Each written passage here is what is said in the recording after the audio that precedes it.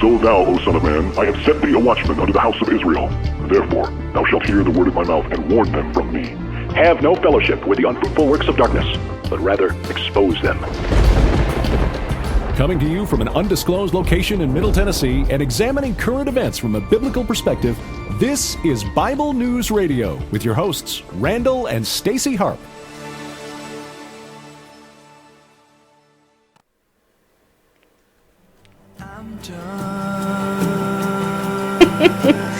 Have the volume turned down. Hey everybody, this is John Waller, and this is his song, As For Me and My House. I'm playing this for a reason, so just enjoy it for a minute or two, okay? Please go ahead and share this out if you can. Hi Dennis. Hello everybody else. This is the question. Well, it's the answer actually.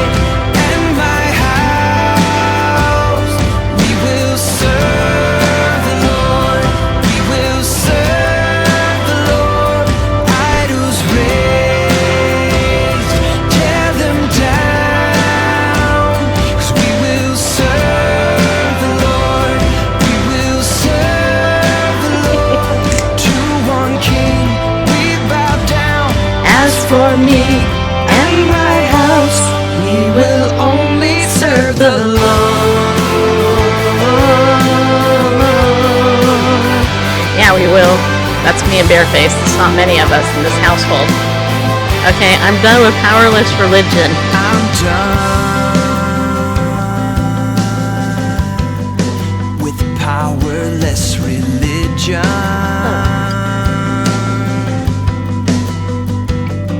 No more. That's right. Living in deception. That's the goal of this show, to help you not live in deception. Like sheep. Like sheep, we have all gone astray.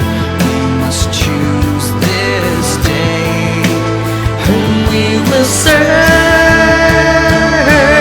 As for me and my house, we will serve the Lord. We will serve the Lord. That's right, people. This is God's word, which has more power than the devil anywhere. And we will proclaim it to the nations on Periscope, on YouTube, and everywhere this show goes, and do it without shame. That's right. And boldness, people. Until our dying breath, we will proclaim it. And embolden the believers like you to stand up, to rise up, and declare the majesty of Yeshua, who is our King. And one day, every knee will bow.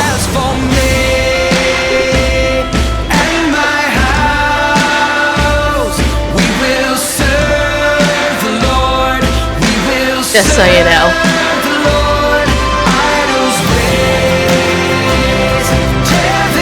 So who's with me, huh? You gonna raise the word? You gonna live by the word, do ya? Will not give our hearts to another. Will not give our hearts to another. We belong to the Lord. That's right, we do.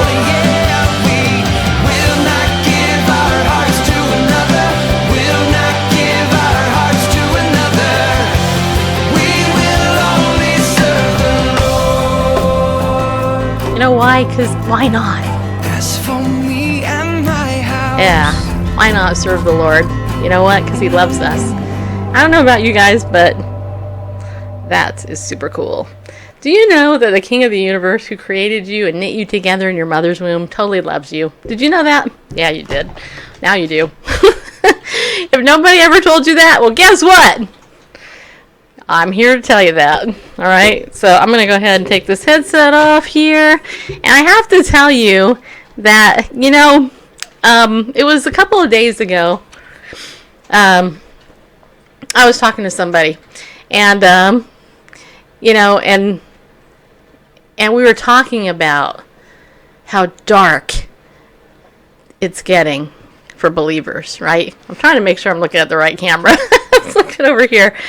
Randall is actually putting Periscope comments on the screen, so I'm going to try not to look down as much, because, so should I shut my phone off? Can I see everything over here, or no? You should be able to see it. Okay, as long as they scroll up higher. Okay. Okay. Anyway, but here's the thing. Okay, so I'm gonna try not to do that. But anyway, okay, so here's the thing.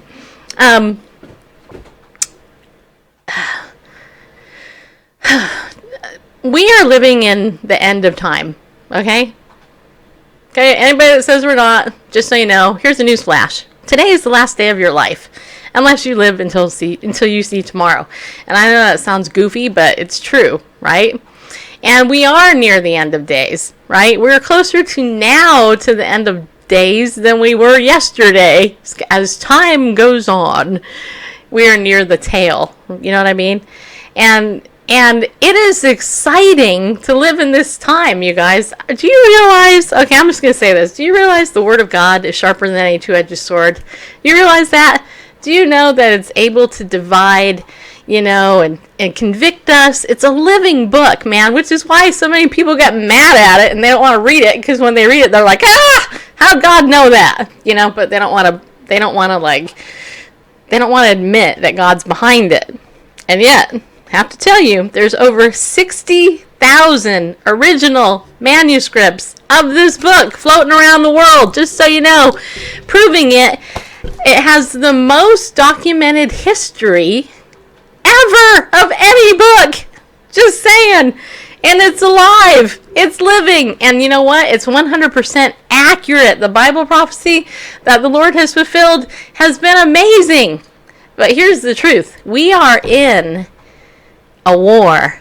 And it's a spiritual war for the nation, but for your soul. Every single day we wage war, whether or not you admit it or you know it or you're aware of it. As a believer, you're waging war. And so this morning I got up, and yes, I am going to talk about Donald Trump momentarily, but this is how I wanted to introduce you to the topic. Because here's the thing. This is Bible News Radio. So we're going to look at the Bible first, then we're going to look at the news. We got some abortion story. We got Disney threatening Georgia because of abortion. We got a prayer call rally from Franklin Graham we're going to talk about. And, of course, all the Donald Trump issues going on, too. Okay, so listen to this. Okay, so in 1 Kings chapter 18, we read this story about Elijah. And Elijah was a prophet. Yeah, he was. And I'll just look up there. Okay, good. I'm glad you started in the right place. That's where I was going to tell you to start. Bareface knows me so well. Okay, so let's re-familiarize ourselves with this story, because the Lord really he just put this on my heart this morning. I want to read it to you. So this is 1 Kings chapter 18, beginning of verse 20. It says, "So Ahab sent a message among all the sons of Israel and brought the prophets together at Mount Carmel. And Elijah came near to all the people and said, 'How long will you hesitate between two opinions? If the Lord is God,'" that's Terry calling me. He's going to have to call me later. "If the Lord is God, follow him. But if Baal, follow him.' But the people did not answer him a word." Okay, I'm going to commentate Bareface, so just keep it up there. So there's a couple of things I want to point out here. First of all, we have Elijah, who is a prophet, right? He was a moody guy, just so you know. And here he is, trying to do the right thing, and he's being bold, right? And he's standing boldly before the enemies of God and God's people. And he says this, "How long will you hesitate between two opinions?" So like God's way or people's way, basically. "If the Lord is God, follow him. Hey, if he isn't, then don't." I mean, it's that simple. "But if Baal, follow him." And then it says here, "But the people did not say a word." Okay, now I have to look over on that screen to read it. Okay, I'll look over there. I'm going to look like I'm looking over there, though. Oh, okay, well. Because what are you doing? See, now I have 4 screens I'm looking at, you guys. Okay. Anyway, okay. Wait. So do you want it on the preview side or do you want it on the live side? I want it on the preview side because the camera's right in front of me. Okay. All right. Well. All right. There he is. Okay. Right, So here's the thing: the people didn't say a word, right? And you know what that is? That is very telling because people like to talk, but they didn't say a word. So then it goes on to say, then Elijah said to the people, I alone am left a prophet of the Lord, but Baal's prophets are 450 men. Now let them give us 2 oxen, and let them choose 1 ox for themselves, and cut it up and place it on the wood, but put no fire under it. Okay, just think about that. No fire. And I will prepare the other ox and lay it on the wood, and I will not put a fire under it. Then you call on the name of your God, and I will call on the name of the Lord, and the God who answers by fire, he is God. And all the people answered and said, that's a good idea. Now, first of all, you gotta laugh at that. At least I do, because if you think about it, it was kind of insane. If you really think about what he's talking about. All right. If you really think about what he said, that was completely insane, but the people were like, yeah, that's a good idea. So in verse 25, so Elijah said to the prophets of Baal, which, remember, there's 450 of them, and Baal worshippers, by the way, you could basically equip, for the sake of a relatively accurate but simple explanation of what Baal worshippers were, let's just equate it to the homosexual lobby, okay, and the abortion lobby, okay, because that's basically what it was, and more. So anyway, it says here, so Elijah said to the prophets of Baal, choose 1 ox for yourselves and prepare it first, for you are many, and call on the name of your God, but put no fire under it. Then they took the ox which was given them, and they prepared it and called on the name of Baal from morning until noon, saying, O Baal, answer us! But there was no voice, and no one answered. And they leaped about the altar which they made, and it came about at noon that Elijah mocked them, and he said, call out with a loud voice, for he is a god.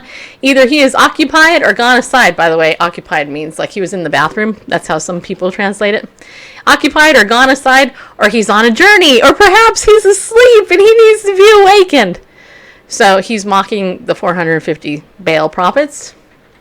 And so they said, okay, I have to find my place again. So they cried with a loud voice and cut themselves according to their custom.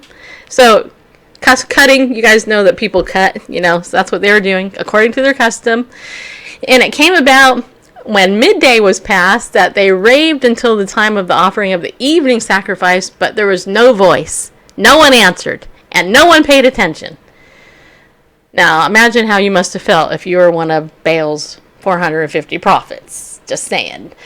I'd be slightly humiliated that I was jumping up and down, screaming, dancing, doing these rituals, cutting myself, bleeding, and nothing happened. And then in verse 30 it says, then Elijah said to all the people, come near to me. So all the people came near to him, and he repaired the altar of the Lord, which had been torn down. And Elijah took 12 stones according to the number of the tribes of the sons of Jacob, to whom the word of the Lord had come, saying, Israel shall be your name. Okay? So, with the stones, he built an altar in the name of the Lord, and he made a trench around the altar, large enough to hold 2 measures of seed. Then he arranged the wood, and he cut the ox in pieces and laid it on the wood, and he said, fill 4 pitchers with water and pour it on the burnt offering and on the wood. Okay? Pay attention to this, because this is important. So, remember, the details of this challenge, if you were that whatever God answers by fire, that's the real God. Okay? And we know the Baal worshippers, they didn't get an answer.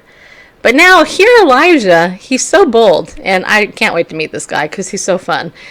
He actually gives them, builds a trench, does the wood thing, but let me ask you something, generally speaking, does wet wood catch on fire? No. Generally speaking, it takes a lot of fire to catch something wet on fire. Because remember, water extinguishes fire, okay? Water puts it out, usually. I mean, generally speaking, you can light something and pour water on it and it's out, right? Okay, so he says here, he arranged the wood, he cut the ox in pieces, he laid it on the wood. Then he says, fill 4 pitchers with water, pour it on the burnt offering and on the wood. So the meat's wet, the wood is wet. And he said, do it a second time. And they did it a second time. And he said, do it a third time. He did it a third time. And then the water flowed around the altar. And he also filled the trench with water. Okay? So this is powerful. Because what we're getting here is we're getting a picture of the boldness of Elijah. But also now we're going to get to see his prayer. So he did this act. So then in verse 36 it says, then it came about at the time of the offering of the evening sacrifice that Elijah the prophet came near and said, O Lord, the God of Abraham, Isaac, and Israel. Which, by the way, in case you don't know, Israel is another name for Jacob. Today, let it be known that thou art God in Israel, and that I am your servant, and that I have done all these things at your word. Answer me, O Lord, answer me, that this people may know that you, O Lord, are God, and that you have turned their heart back again. Then the fire of the Lord, see, there's no hesitation here. Then the fire of the Lord fell, and it consumed the burnt offering, and the wood, and the stones, and the dust, and looked up all the water that was in the trench.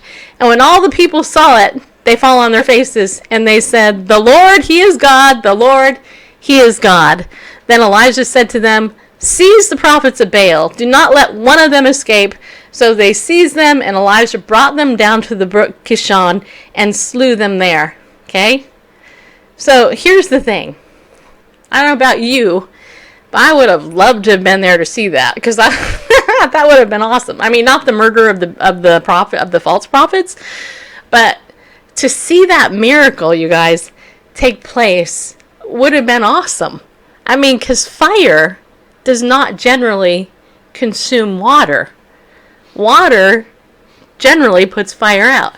So, not only that, but fire generally doesn't consume, like, stone and all that stuff unless it's a majorly, massively intense thing.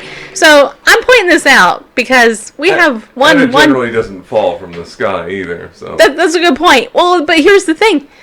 This is exciting stuff. And this is the God that we serve. He wrote about it here in this book, and it happened, right? I mean, this isn't no fairy tale, people. This is awesome reality, right? And it was a miracle. And, I have to say later, if you continue reading the book, Elijah gets a little depressed and stuff. But for now, let's just, focus on the good thing that happened. And he really enjoyed it, okay? And you gotta admit, the boldness of Elijah, especially mocking 450 prophets of Baal, the enemy, that would be like me going out and mocking the Human Rights Campaign, NARAL, Pro-Choice America, CNN, and other liberal news networks, and just saying, go ahead, I'll go ahead and challenge all you liberal wackos to a duel. And here, I'll make it easy for you, because remember, the gods of Baal didn't answer. They didn't answer. They didn't do anything. And those guys didn't even actually, they didn't set up, make it harder for their God to destroy or come down with fire. They didn't do anything. But our prophet, God's prophet, made it 1,000,000 times more hard for the fire to get consumed, to consume it. So I don't know about you, but I find that super cool. Super awesome. And that's the God that we serve. We don't have to be ashamed of the gospel of Christ. And as I said at the beginning of this show, till I'm not able to broadcast this show all over liberal media and satanically inspired platforms that are run by wicked people. No offense, if you just happen to be the owner of Google, Facebook, Periscope, and etc. I want to thank you for letting me use your platform for free and sharing the gospel, because That's why I'm here. Just saying. So anyway, so I bring this up because we're in the midst of a culture war, okay? And it's been that way for a long time. President Donald Trump, should he be reelected? Should he be impeached? That is the big, huge trending topic of the day over on Twitter. The trending tweet was, what was the trending tweet? Trump resign now. Trump resign now. Yeah. That's here's the thing. I'm going to tell you, I voted for Donald Trump. Barefaced didn't. I will vote for him again when he runs because there's no way I'm voting for a Democrat because Democrats are the party of death, in my opinion. No offense if you happen to be pro-life, but they are. The platform promotes death and destruction and undermines everything that I, as a believer, hold dear. And why would I want to vote for a party platform that does that? That's stupid. That's like giving your enemy a full gun and shooting you. Saying, yeah, go ahead, just shoot me. I'm like, why would I do that? That's stupid. Now, the Republican Party is really, in many ways, filled with a lot of yellow-bellied, chested men and women who won't stand for biblical values. They're a compromised party, too. But they are the lesser of two evils, people. So that's why I will vote for him anyway. But here's the thing. Donald Trump is not going to save America. Just like Obama didn't save it. Just like George Bush didn't save it. Just like Ronald Reagan didn't save it. Just like Bill Clinton, who was actually impeached, didn't save it. Okay? No president is going to save our country. That's not going to happen. And here's a news flash. America is going to fall at some point in history. Whether or not we're all alive when it happens, who knows? It could happen. It couldn't happen. You never know. I mean, who knows how old you are? You could live another 50 years. Me, I could conceivably live another 50 years. But here's the thing, at some point, America's got to fall. Because according to Bible prophecy, there's going to be a world dictator whose name is the Antichrist. He's going to be mesmerizing, taking over the whole entire world. They're trying to go for a one world government. Yes, that has to happen. There has to be a one world government, which means that America is going to fall. Okay? And Christian persecution is coming here to America, and it's going to be coming here in fuller force than we've ever seen it in this country, I believe, not because I'm a prophet of doom or a prophetess of doom, but because it's history, and it's going to happen. It's already happening all over the world. What makes America think we're immune to it? What, because we're so great? The number one purveyor of pornography and immorality in the world, that's our country. We are also one of the top purveyors of abortion in the world, and that is not something that God has approved of, just so you know. And the advocating of homosexuality throughout the world and America, which, by the way, helped push it throughout the whole world, God's not pleased with that either. So, unless the church decides to arise and repent and go out and evangelize and share the good news with people, this country is going to continue to implode the way it is. And here's what I know for sure. I got something. There it is. Got it out. I don't know what it is. Something in my mouth. I had a corn tortilla with some cheese for lunch. So I think that's part of the corn tortilla. Maybe it was corn. I actually had corn on the cob too, which was very good. By the way, squirrel, did you know that you could take a raw piece of corn on the cob, wrap it up in a wet paper towel, microwave it for 3 or 4 minutes, and then cook it? And that's it. That's it. You don't even have to boil it, just so you know, if you like corn on the cob. But, all right, Bareface, do you want to say anything? No. No? Okay. Okay, anyway, so here's what else I know. We will implode because when you look at the immigration issue, we have people that have come to this country to destroy the country. Right? Islam being number 1 and illegal immigration being number 2. Should we build a wall? Heck yeah. Should we enforce our current laws that are on the books? Heck yeah. We definitely should. Just saying. We need to. that will help a little bit. But the enemies are here already among us, just so you know. They're already here. Islam wants to wipe out America by next year, just so you know. Will they? No, I don't think they will. Not yet. But their goal is to, you know. And so don't make no mistake and think that, you know, just because right now we're at a relative time of peace in America, that there's not going to be some type of destruction coming to this country at some point. There will be. It just will be. All right, so let me read some of the comments. If Trump leaves office, doesn't Pence become president? Yes, he would. If Trump was impeached and actually left, unlike Bill Clinton when he was impeached and left, Vice President Pence would be promoted to president, and then the Secretary of State would be promoted to vice president. That's my understanding, if I know my history. Is that right? I think that's right. Yeah, impeach just means to formally charge, is what that means. It doesn't mean... Yeah. Doesn't mean, you know, removed from office or any such thing. Yes. Yeah, Clinton didn't leave. William Jefferson Clinton was impeached. He was, but he didn't leave. But Nixon, see, this is a lot of people compare that. When Nixon was impeached, he left. Which I don't think because actually came to impeachment. I think that the... No, he was an honorable man who resigned. Yeah, I know, but I don't think it even came to formal charges. The investigation started, and then he resigned. Yeah, Nixon left on his own accord, and he wasn't impeached. Okay. Right. But here's the thing. If you think about Richard Nixon, by the way, I've been to the Nixon Museum in California. It's in Yorba Linda. Great museum. He was actually one of our better presidents, believe it or not. People, you know, the whole Watergate thing and all that. What he did was wrong. He knew it.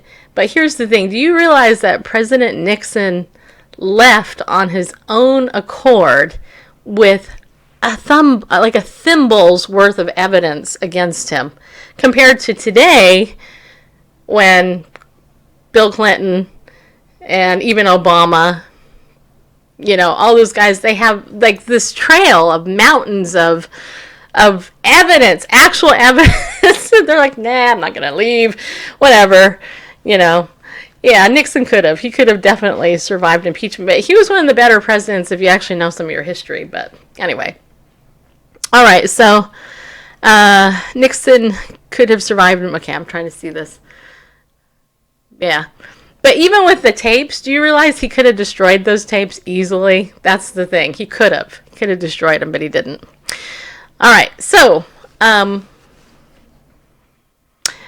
the big reason why people are upset today, at least from what I gather, is that, you know, Trump wasn't charged.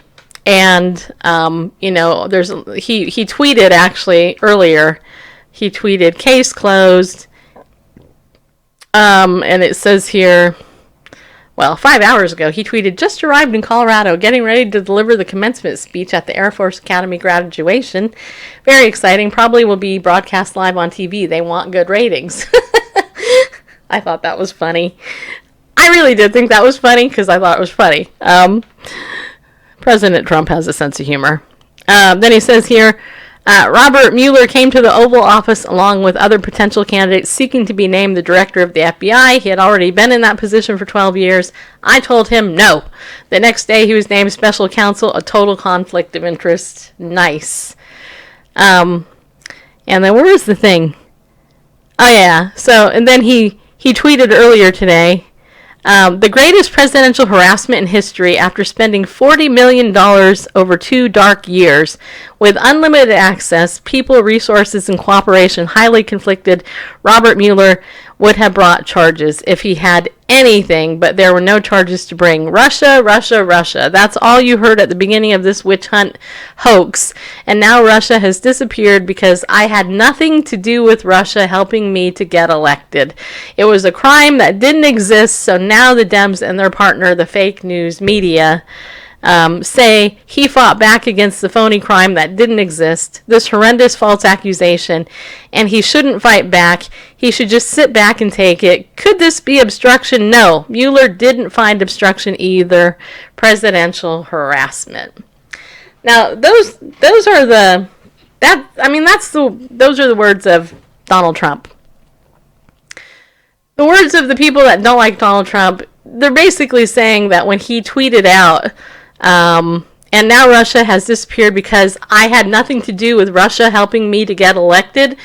In their mind, they read that as an admission of that he confessed that he actually helped, that Russia actually did really help him. So, PDX now, how do you support such a narcissistic person as Trump? Well, just so you know, in my opinion, every president is pretty much a narcissist. You can't hold that position of power without being a narcissist. In my opinion, that's just my opinion. He was way better than Hillary Clinton, who is a sociopath, in my opinion, and a narcissist to boot. I mean, Donald Trump, I don't think is a sociopath. Hillary Clinton, definitely. There are dead people, and there's like a mile-long history of dead people behind the Clintons. There's not behind Trump. And so that's a huge difference, just so you know, in my opinion. So, hi, Danielle. He just said, Russia, you helped him get elected. You heard? No, what he said, I don't know what it is with how people are hearing that. I understand exactly what he said. He said, and now Russia has disappeared because I had nothing to do with Russia helping me to get elected. He's saying, I had nothing. Poor grammar. It's bad grammar, but he's from New York. Everybody should know this by now. No offense, I'm from New York. Just so you know, I was born there. Don't hate me. Yeah. Hillary so Hillary needs to be in prison. She's very evil. Yeah, and that's one thing Donald Trump hasn't done. He has not done what he said he was going to do. She should be in a jumpsuit for sure. Hillary loves the Russians. Hillary is a witch. Well, I wouldn't call her that, but I think that's kind of mean, but I do think she's a sociopath.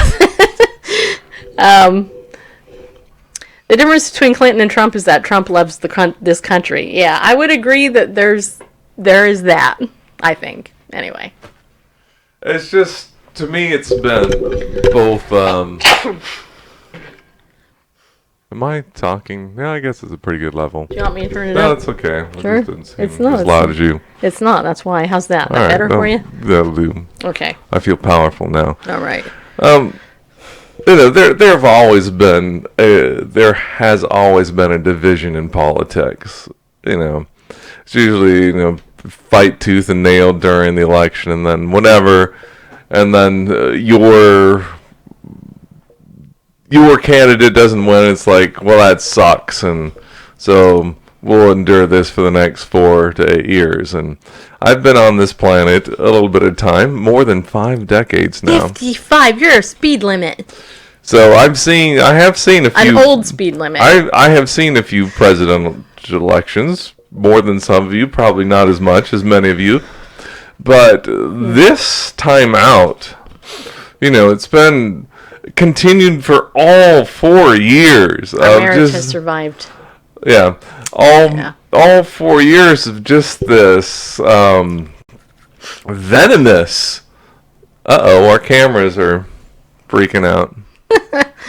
Oh, well. Oh, no. All right. That's okay. Can you still hear us, people? They should be able to hear us. Okay, put a 3 if you can hear us. Put a 3, 5, and 8. Put 358 if you can hear us. I just want to make sure if you're listening really well. So, do you agree this is the worst division in your lifetime? Most divisive president for a reason. I actually think President Obama was more divisive, actually. Okay, good. You guys are listening. You guys are so funny. Okay, I don't know what's going on with the camera, but whatever. You don't have to see us to know us and love us. The question mark is, yes, we're behind the question mark, people. Is it really us? Yeah, it is. Okay, anyway.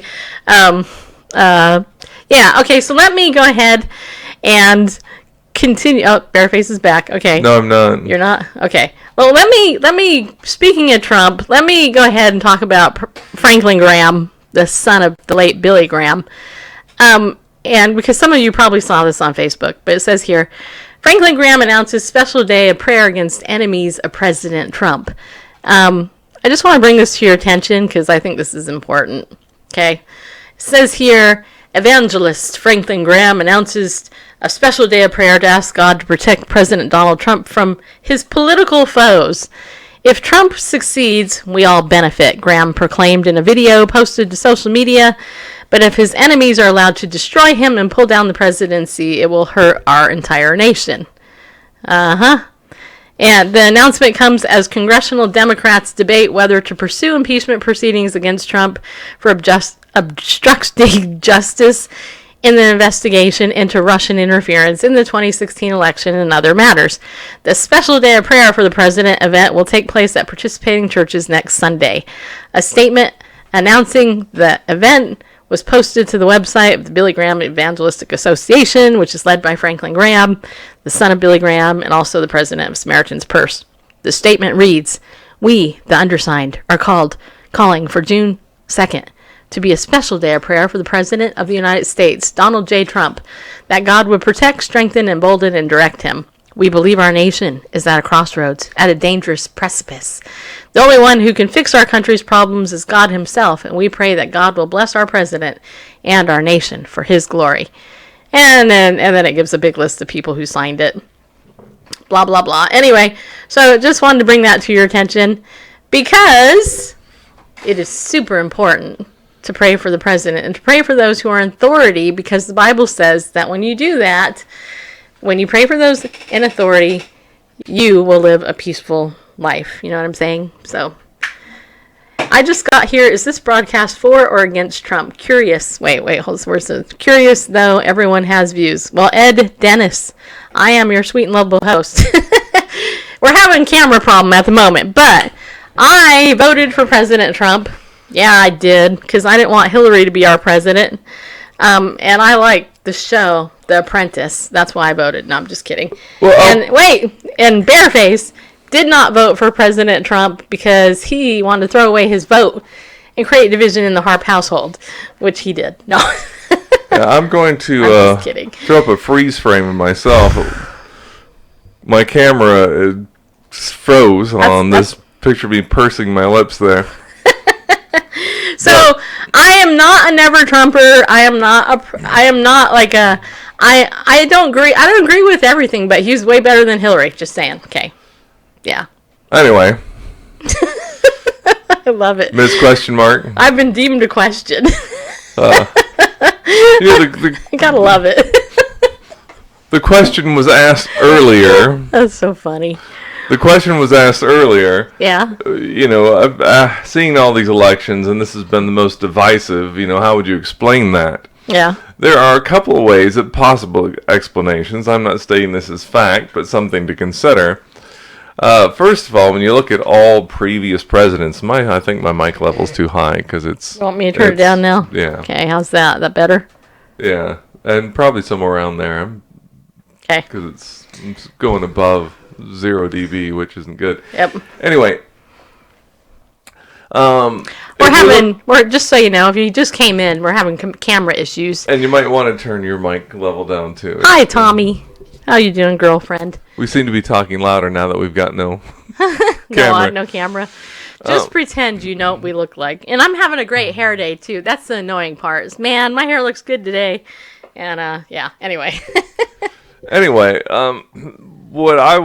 here's some things to consider about this latest presidency versus all previous. One, this is, if you look at all previous presidents, and you look at that research done by the middle school student in Northern California, who figured out that all these presidents, have a common ancestor. Right. They're all related, and you kind of wonder about this... New World Order stuff. Yeah. Oh, I believe in it. As far as I know, Trump isn't one of those. He's a total outsider.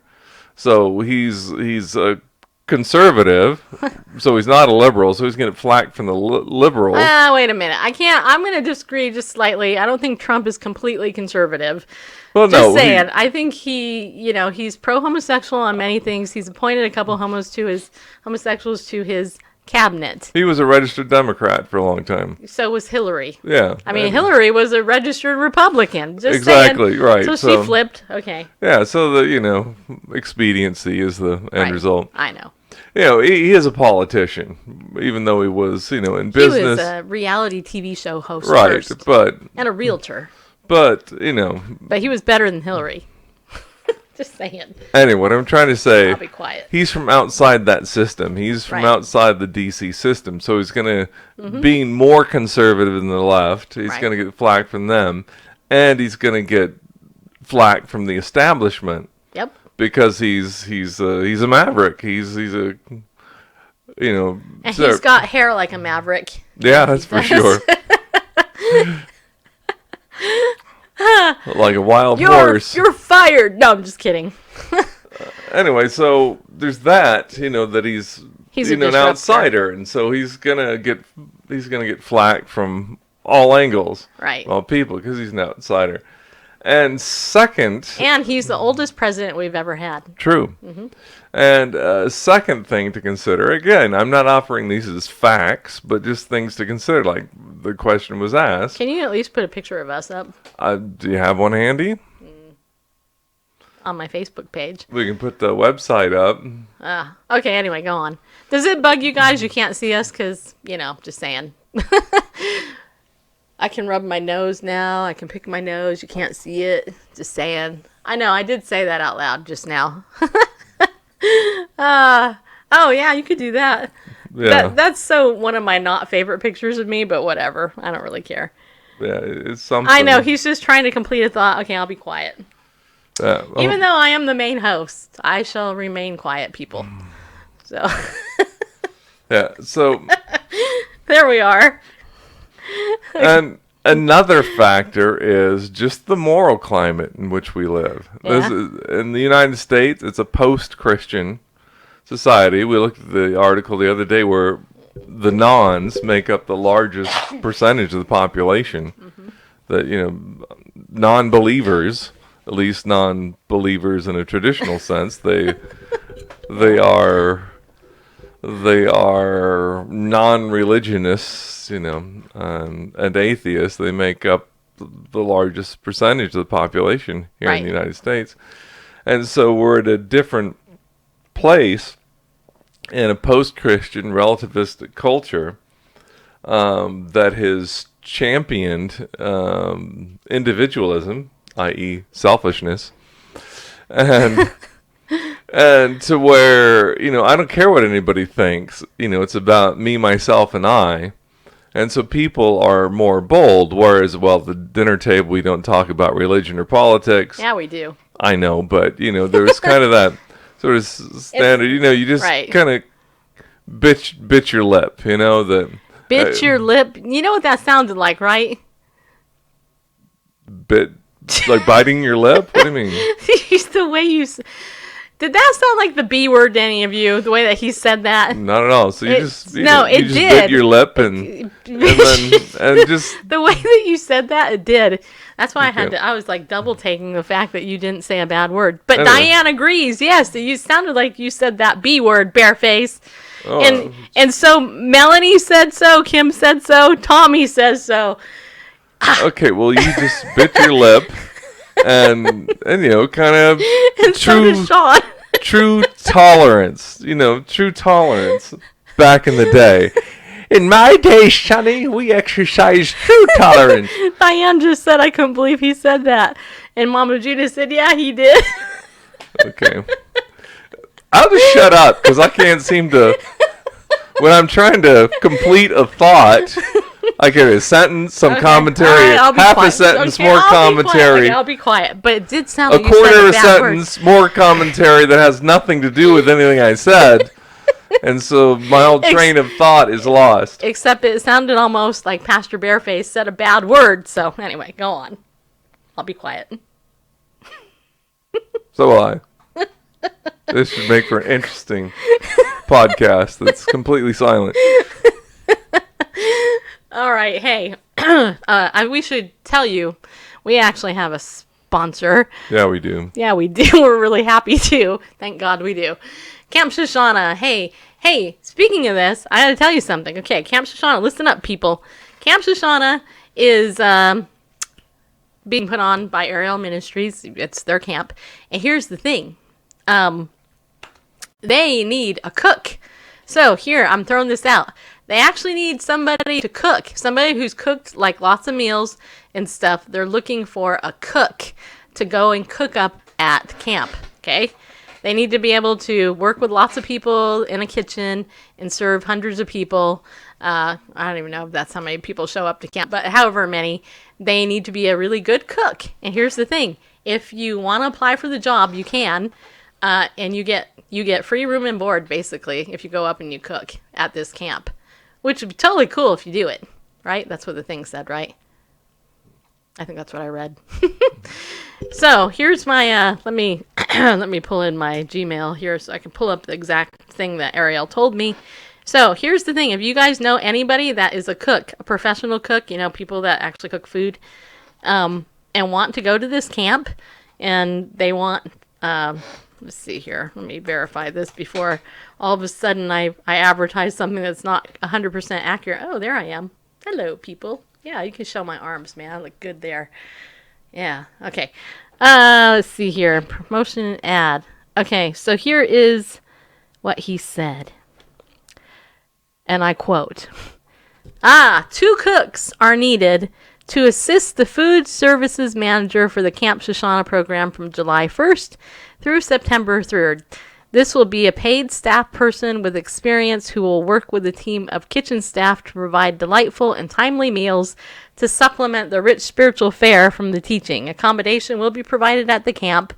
Because of labor regulations, only U.S. nationals or people with green cards can be considered. If you would like to serve the Lord in this way, please contact Gary Deemers by phone at Camp Shoshana.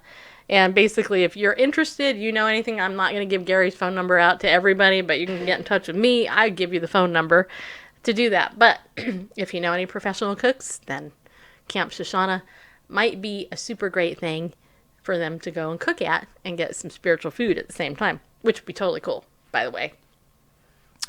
All right, so also Bible News Radio, use your coupon code Bible News to buy anything at the store. Yes, no illegals, Sean. That's what they're saying. No illegal aliens can cook at camp. Anyway. Bigots. I know. Anyway. Okay, so there's that. Also, did you guys hear about this article over on the Christian Post? Disney threatens to boycott Georgia over the heartbeat abortion ban. Kind of makes me want to move to Georgia. Yeah, it does. It's not that far from Tennessee. So Disney is threatening to quit doing business in Georgia over the state's recently passed law banning abortions when a fetal heartbeat is detected. Yep, the Walt Disney Company chief executive Bob Iger, I don't know how to say that, said in an interview with Reuters, which really should be pronounced Reuters the way it sounds there, but anyway, it's Reuters, on Wednesday, said that it would be, quote, very difficult, unquote, to continue doing business in Georgia if the state law takes effect as scheduled January 1st. Now, I gotta say something. I'm not gonna read any more. Weird. I'm not gonna read any more. But listen to me, okay? The knuckleheads that run Disney, which, by the way, I'm not a fan of Disney. I don't go to Disneyland. I don't go to Disney World. I'm not a big fan. I don't buy Mickey Mouse apparel like my friend Jennifer does. I just don't, okay? Because Disney, in my book, is evil. But think about it. Disney is promoting abortion. So, and really what they're doing is they're promoting killing off the people that they would want to come to their parks. I remember years ago when I was living in California, Randall and I, we went down to a pro-life picket. We picketed Disneyland at Disneyland. And I've shared this before, so maybe some of you have heard it, okay? But I'll never forget, I was standing there with my friends. We had the abortion signs with the dead babies on it, and everything. And this guy walks up with his little kid, mad as heck. Can't believe you guys are outside here doing this, showing these, pictures and all this other stuff. You're upsetting my child. I go, really now? I'm upsetting your child because I'm standing for life? Do you realize that we're trying to get them business by saving babies' lives so that when mom and dad have the baby and they become 5 or 6 years old, that they can go and see Mickey Mouse? I mean, hello, people. I mean, that just tells you how stupid these people are. I mean, just stupid. So they want to go and bully Georgia the exact same way that they want to go and bully North Carolina when North Carolina did stuff that they hated. Disney is reprobate. They are completely reprobate. I do not support them at all. But just so you know, if you get Legal Shield, you can get discounts to their parks. In case you want to go and support the evil of Disney World or Disneyland. But, in all seriousness, it's stupid. It's just stupid business. Okay, so you're going to go boycott a state because you want to advocate killing people, which is basically what they're doing. I mean, I don't know. Is it just me, or is that just stupid? That's just stupid. I mean, I just think that's stupid. Just saying. It has been said that Trump is the spiritual Cyrus, whom my understanding is that God greatly used. Yes, evil and him. Yes, used him. Yes. Well, yeah, I guess it depends on who you believe and how you want to spiritualize things, but I think personally, this is just what I think that there was a huge, massive spiritual war going on during the election, as there should be, right? Good, waging war against evil. I think the liberal media freaked out the night Hillary lost, and they didn't know what to do. In fact, I watched it and I was laughing really hard. I was like, no way. I actually thought, this is a true story. Now it's all coming back to me. I was laying in bed and we were watching the returns, and I was like, they already called it for Hillary. I'm going to sleep. I fell asleep. Randall can attest to this. I fell asleep, and when I woke up, I looked at the thing on my phone and Trump had won. And I hit Randall. I'm like, this says Trump won. Yeah, that wasn't the best night ever to me, Tommy. The best night ever to me in the history of all media that I've ever seen in my entire whole life was the night that Hillary had to give her concession speech. That was the best night. Because I was like, oh my gosh. How is this woman in her pantsuit, who's having blackouts and all this other stuff the media was pointing out at the time, how is she going to look straight into the face of the American people and eat a big crow of humble pie? That was what I thought that was the best thing ever, So, but yeah, it was definitely a thing. But anyway. Of note, I know you're going to read the rest of the article. No, I wasn't. But one sentence in there. Poor Hillary, yeah. Is some have accused Disney of holding a double standard, noting that while the company considers leaving Georgia over its abortion law, they have recently considered opening a new resort in Saudi Arabia. Well, yeah, if it's all about women's rights, if you're taking away women's rights, Saudi Arabia is not known, for women's rights. No. Where women cannot drive unless they recently changed that. It used to be a woman was not allowed to drive. No, and they can get beat up by their Muslim husbands and it's perfectly fine. They can be raped and they can be stoned to death. And just saying. I mean, literally stoned with stones. Yeah, and can't go out alone unless they're accompanied by a husband or brother. Yeah. And, so, yeah. Are you going to put yourself on camera? I can't. There's only one working camera. Oh, there is. Oh, you put... Did you put your... Oh, that's how he did it. Oh, you see what a noble husband I have? He gave me his camera so you guys could see me and not him. My heart. It's still... Yeah, it's still beating. That's good. All right, so she didn't give a speech, Podesta did. Well... But she did have to give a speech because I watched it. Maybe it wasn't a formal speech, but she did have to say, whatever. So, Randall is a gentleman. He is way more of a gentleman than all of you people know, but he is a delightful man of my heart. Yeah, he is. Who wouldn't say a bad word like... I swear you're going to have to go back and listen to the replay because it sounded like you said that word, and I wasn't the only one that heard it, so just saying. Okay, and I look Jewish. That's because this much of me is. Yeah. 1%. Justice for Hillary. If only. If only we could get justice for Hillary. Okay, I forgot to announce. Let's see, what else do I got to tell you? I saw and others and also saw on TV flies landing on Hillary while she spoke. Spiritual meaning. Okay. Well, okay. That's interesting. Interesting Fair thought. enough. All right. Hey, speaking of controversy, next week on Tuesday, Darren Mell is going to be my guest. Now, if you guys have never heard his testimony, Darren lived as a homosexual man for many years. He was radically involved in the homosexual lobby and just living out as a bold, flamboyant homosexual man, okay? And then one day, Jesus came into his life. And next thing you know, he's down, married, has 2 children, and just last week, I think it was last weekend, he was in Washington, D.C. at the Freedom March, marching down there with 200 other lesbians, gays, bisexuals, transgendered individuals who have all repented and been set free from those sexual attractions and feelings, including stuff. So he was down there at that rally that nobody in the liberal media covered because they hate that. Bah, we don't want to show that. That proves that's against our agenda. Well, anyway, Darren's been a friend of ours for a while, and I asked him a long time ago to come on our show.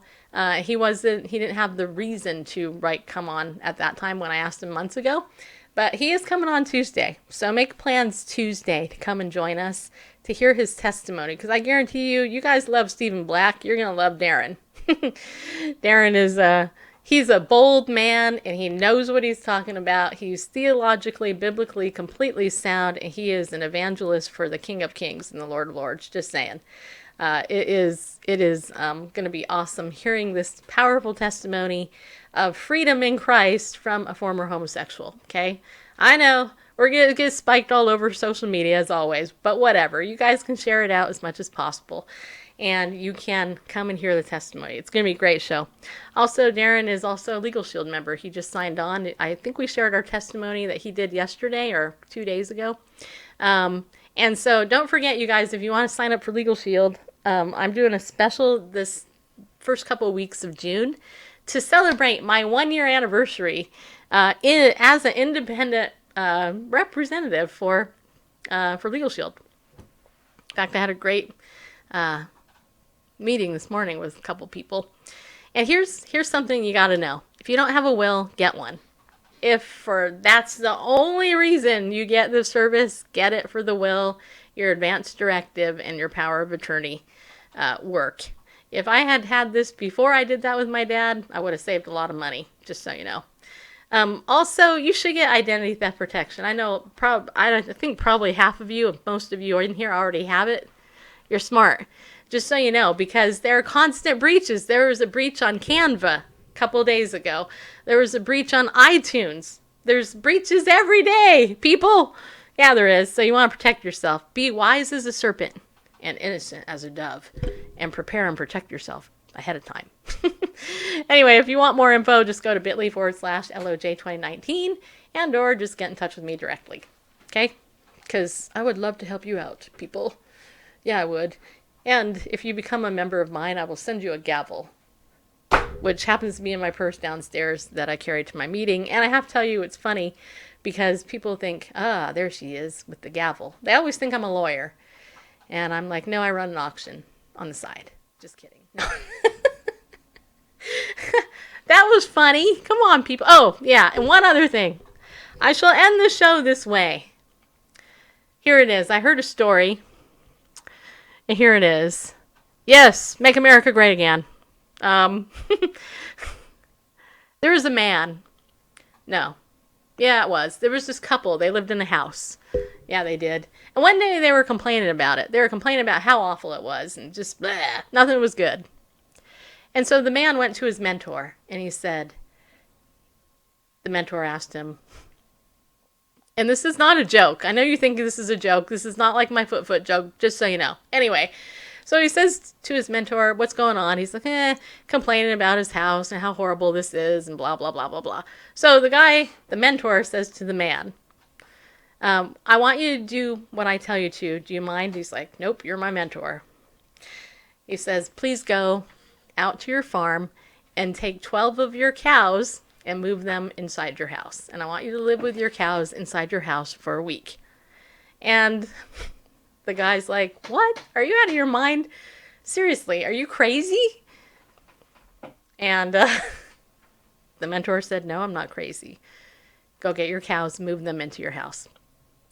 So the guy, being the obedient disciple-y, decided he would go out, drag all his cows into his house.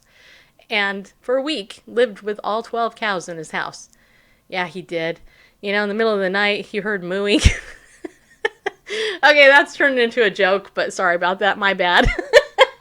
Could you imagine? Oh, I wish I had children to tell stories to. It would be so much fun. But anyway, so he, got up in the morning. He didn't have to go very far to milk his cows because they were in his house. Anyway, a week later came by, and he, the homeowner is miserable because he's had 12 cows in his house the whole time. And so he meets with his mentor, and his mentor says, so how's it going? He's like, it's going okay.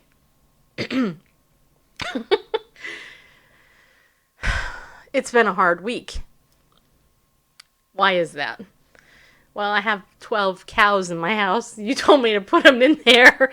It's been a little bit crowded, noisy, stinky, and all that stuff. Just saying. And so the mentor says, okay, now I want you to do something else. So he said, what do you want me to do? He said, I want you to take your cows now. I want you to put them back out in the pasture where they belong. So they can roam around and they can eat grass and chew cud and all that stuff outside, not inside your house. Because really, cows should not be living in a house. So the guy's like, okay, good. I will do that, no problem. And he says, check in with me in a week. So he did. He did it. He lived in his house for a whole week without the cows there. The next week he meets with his mentor, and the mentor says, how you doing? How's life going? And the guy's like, oh, it's so great. I love life. I love the house. I love everything. It's perfectly great and great. It's awesome. No cows in my house. Just saying. And anyway, long story short, that was the story. And what's the moral of the story? Well, two things. Number one, never share that at a business networking meeting because according to Bareface, it doesn't apply.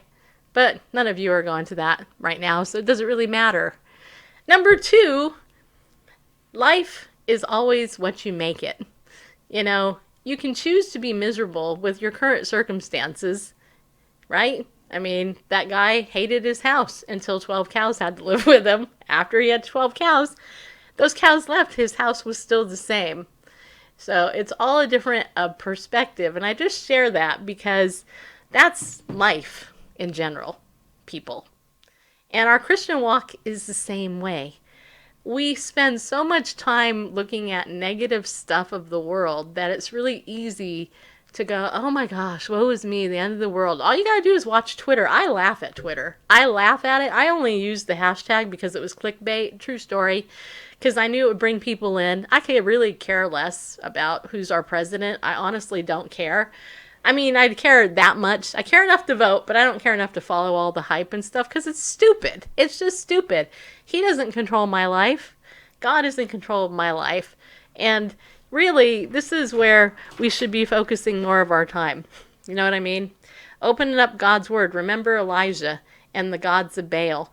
You know, the God that Elijah served is the God that we serve. So really, we should never worry about anything because we don't have to. We serve God who loves us. And this is the thing. This is what people are lacking in the world. They lack the perspective of the Holy One of Israel, and they lack the perspective of what God's word says about eternity. They're miserable. They think this is it. You know what? I have to tell you, the best is yet to come, which, by the way, Legal Shield people always say all the time. You know, I'm just getting started because the best is yet to come. Here's a true story. This life is a vapor. Poof! We're all going to be gone at some point. Our ancestors before us, they're not here. We are.